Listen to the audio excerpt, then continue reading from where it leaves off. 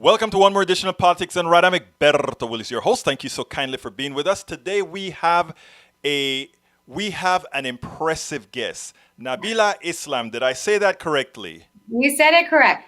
And first of all, tell us what it is that you are doing. What office are you running for? Sure. I'm running for U.S. Congress and Georgia's 7th Congressional District. So I'm running to be the next Congresswoman in my community. Now, who is currently the congressperson from that district? So Rob Woodall, he's a Republican congressman. He's been here for 10 years and is now retiring. And so it's now an open seat. It's an open seat, so you figure that you have a good chance of winning that seat. I think I do. Absolutely. Well, I tell you what, let's get started by learning a little bit about who Nabilah is. Tell me a little bit about Nabilah, because when I read your bio, I'm like, wow, this is a new person coming into the fold. I mean, you've done some politics before, but you're coming into the fold. But this is exactly what we need: young blood in the progressive movement, doing things that others are not doing appropriately. So tell us a little bit about yourself right now. Sure. Well, I am the daughter of working class immigrants from Bangladesh. Both my parents moved to this country about 40 years ago. They're both survivors of a political genocide. I am actually one generation removed from growing up in a tin hut, mud floor home like my mother did. And so my parents came to this country, worked really hard. When they first got here, they lived in Section 8 housing and they saved up money right before I was born to get an apartment. And we shortly thereafter moved to my district, where I grew up in two cities called Norcross and Lawrenceville. I'm a product of Gwinnett County Public Schools, and I went to Georgia State University and became the first college graduate in my family. And shortly thereafter, I wanted to make a difference in my community. My district has the most deportations. Gwinnett County does. The largest incarcerated population. 135,000 people don't have health care, including myself.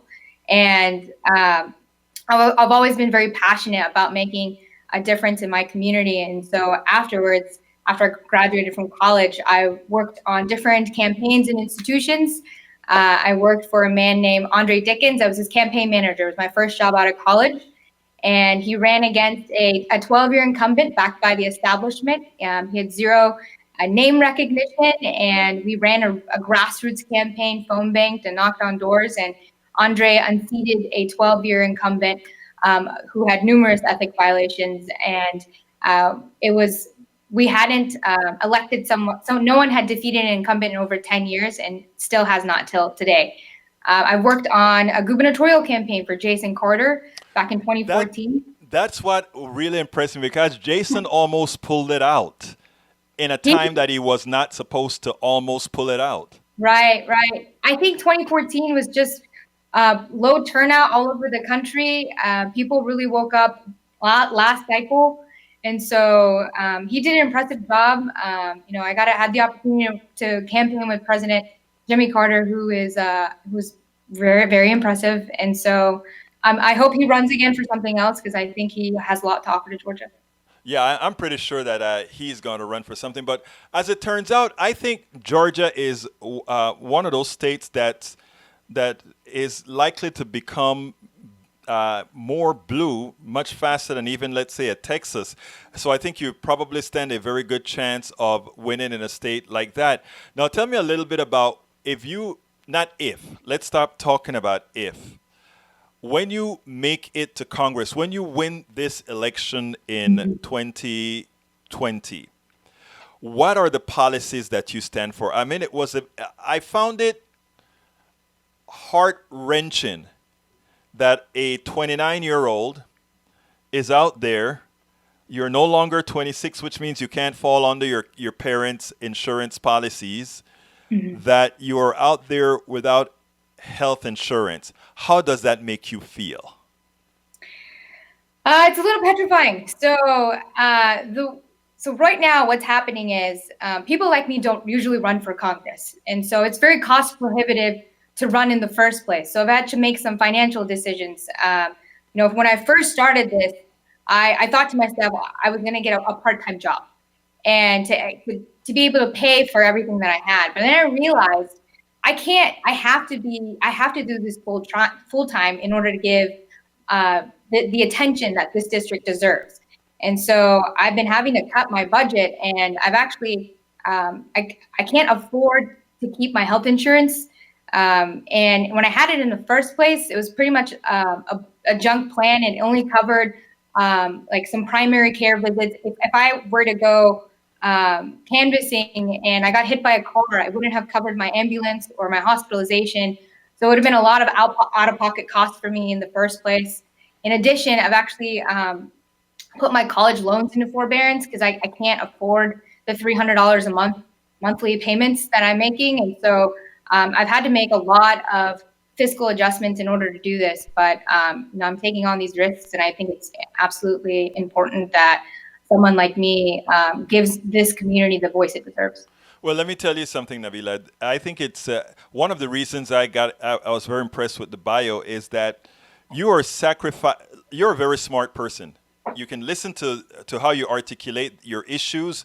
You're a very smart person, but you understand a very important concept. And that concept, it has to start from somewhere. And not only does it have to start from somewhere, somebody who can instantiate within themselves what millennials, what young Gen Xers, what Gen Zs are going through, what this current economic model is doing to people. You can actually go into Congress and represent that, not in some sort of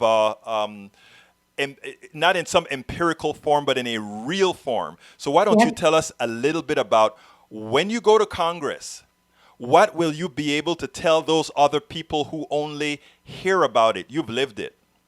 Sure. Look, another story that I'm going to share with you is about my mother. Growing up, my mom was an order puller at a warehouse where she picked up boxes and she put them on trucks.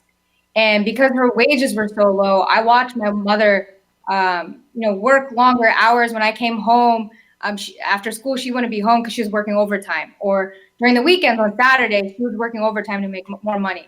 And I literally watched my mother work herself to the bone. And so she actually had 2 herniated discs in her back from that job of 14 years of just picking up boxes, and it cost her job.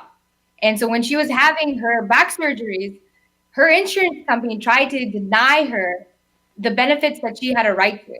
And so we then lawyered up, we sued the insurance company, and we luckily won. But I understand now that if we hadn't, we very well could have been part of the 2/3 of families today that go bankrupt because of medical debt. I have a lived experience watching my mother. I have a lived experience having, crappy insurance on my own, that we need comprehensive health coverage for every single person in this country. And that's why I'm advocating for Medicare for All system, a single payer healthcare system that doesn't leave anyone behind. I mean, that is the truth of the matter is, mathematically speaking. By the way, what's your degree in? Business marketing. Well, you understand business math. From a mathematical standpoint, there is no doubt that Medicare for All is more efficient than if you have several different companies fighting for, it makes what I find amazing is that we need more people in Congress like yourself who are willing to tell the real story, not only from the point of view of emotional, but also mathematical. And you know the mathematical reasoning behind a single payer healthcare. Now, what I want to give you a chance to do is enumerate your policies for me. What are you going to go into Congress to do? And what are you going to try to convince other Congress people over there to listen to this millennial who understands the plight of millennials to do? Sure. Well, in addition to Medicare for All, I have an economic equity platform where I truly believe that if you put in a hard day's worth of work, you should be paid an honest day's worth of pay. And that starts at $15 an hour, and then thereby adjusting it to inflation thereafter. In my district, if a 1-bedroom apartment is $1,244, and you can't afford that on minimum wage. No. No, you can't. And so I'm advocating for a $15 living wage. I'm advocating for a fair tax system where the wealthy and corporations pay their fair share, and the burden isn't put on the working class and middle class. I'm advocating, to make sure that we bring, right now, our tax dollars are going to corporate welfare. We're paying, billions of dollars in corporate subsidies right now to Amazon and Boeing, and they're paying $0 in federal taxes. And so I'm advocating to set up a system where we bring those tax dollars back to our community and to our minority and small-owned businesses so that they can use those subsidies, pay their workers a living wage, and flourish. Also, some information about my district. I live in a majority minority district, and it includes most of it is in a county called Gwinnett County, and we are the most diverse county in the Southeast and the fourth most diverse county in America. And as I mentioned earlier, we have the most deportations in the entire state because of an archaic immigration law called 287G, which basically deputizes local sheriffs to issue detainers so that ICE can go ahead and deport people. And so what this has done is wreaked havoc in my community and separated families from each other. There's a recent story, some people might have seen it, is a man named Kristen who's getting his Yale law degree or Yale graduate school, and his mother was driving through my county and she got pulled over. She's in remission from cancer, and they put her in a detention center. Wouldn't let her go see a doctor. She's been in this country for over 2 decades without any incident. And they finally today released her from detention, but we don't know whether or not if she'll be deported. I mean, we need a real pathway to citizenship for the 11 million undocumented people that live in this country. It's unacceptable that people have to live in fear like this. We need real criminal justice reform. I mean, that starts with legalizing marijuana at the federal level. That starts with ending cash bail, abolishing private prisons and detention centers. And also, nothing matters if we don't have a planet to do it on. And so I'm advocating for a Green New Deal, making sure that we move away from a fossil fuel-based economy to a renewable energy-based economy, that we reduce carbon emissions to 0 by 2030. Georgia itself, I don't know if you've ever been to Atlanta. Yes, it's really hot. And so we're top 10 for receiving sunshine. There's no reason that we can't be a leader in the renewable energy economy by being a solar leader. Interestingly, there is some alliances between conservatives and progressives in the state of Georgia, where they have been trying to create solar farms. A couple of years back, it's really interesting. They created the Green Tea Party. Right. In Georgia, people like to use their land, and they don't like being told what to do with it. And I feel that people really would love to create these solar farms and be able to create their own energy. And I think it would be beneficial to everyone. So those are some of the key platform issues that I've been advocating. Well, Nabilah, here's the thing, right? Not only the right, but the Democratic Party proper has been trying to make those great ideas that are nowhere fringy the fringe. They have tried to make those great ideas, those ideas that are life savings, those ideas that are financially constructive for every American citizen. They try to make it seem like that is the fringe and unaffordable. How are you, as a millennial, as somebody who is aspiring for Congress now? I imagine you're going to have another Democrat in your race running alongside you. How are you going to make that distinction to tell those people who have been fooled by the plutocracy, who've been fooled by the mainstream media, who've been fooled by their own Democratic Party, that you, Nabilah Islam, is on the fringe? Why are you not on the fringe? Why are you the one that's real? Absolutely. Look, I'm the only candidate right now that actually grew up in this community that's running for Congress. I have the shared lived experience, and for so long, what I have seen in my own state is that candidates typically run on Republican-like platforms. Exactly. But the thing is, there's nothing inspiring about Republican-like platforms. It's not authentic to who we are. But for some reason, we're under this assumption that we need Republican votes in order to win. And that's incorrect, because we haven't been able to win thus far. Although I will say Stacey Abrams was her election was stolen from her. But Yes, it overall, was. though, we need to run on unapologetic progressive platforms that everyday people can relate to. We're talking about the issues that everyday people are going through. And what we need to do is expand the electorate. We need to inspire and motivate people to come and vote. And what I've seen is that people are, I don't know if we should use the word lazy, or they don't want to be innovative. They just keep going back to the same playbook. And it's like, we have these voters. You just need to speak about the issues that they're going through in order to motivate them and come out and vote. Because why are people going to vote for a Republican-like platform? I tell this to people all the time. When a Republican goes into the voting booth, they vote for the real Republican, not the fake Republican. Right. Run as progressive Democrats. Run as a Democrat. But I want to, and this being in the fold, I think these are the things that when you are on stage, you are going to have to call out. In other words, it's not just calling out what a Republican is doing, calling out the reason why Democrats are taking the Republican light position. It's not that they fear they need Republican votes. That's not the real reason. The reason they go that direction is because they fear the establishment. And the Republican establishment and the Democratic establishment serve the same masters, which tries to keep you into a mythical middle. So that is what we have to learn. So as I was very impressed with what I saw, the way you articulate the positions that you're going to be standing for. And I hope that when you go on stage, you make it known that the fringe isn't the Nabilah Islam or the AOC or the Ilhan Omar or all those are not the fringe. That's exactly where the mainstream of America is. Exactly. And I think the narrative, with all due respect, Miss Nabilah Islam, I want more of our progressives to go out there and preach that we are where Americans are. When you call us the fringe, we call you the fringe because the policies you support are not the policy that makes America better. Exactly. We need to be advocating for real policies that's going to effectuate real change, consequential change.